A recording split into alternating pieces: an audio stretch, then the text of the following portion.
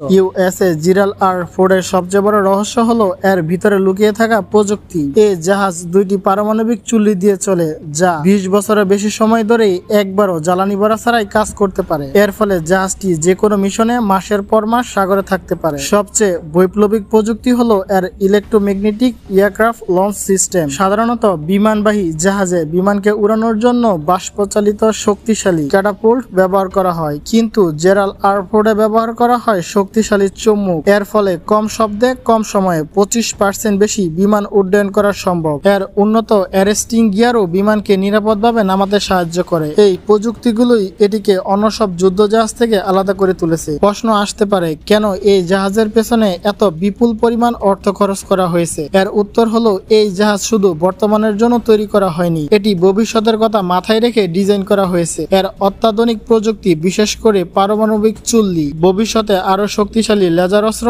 এবং নতুন sensor system চালানোর জন্য পর্যাপ্ত বিদ্যুৎ সরবরাহ করতে সক্ষম। তাই এটি কেবল একটি যুদ্ধ জাহাজ নয়, এটি ভবিষ্যতের সামরিক প্রযুক্তির একটি পরীক্ষাগার।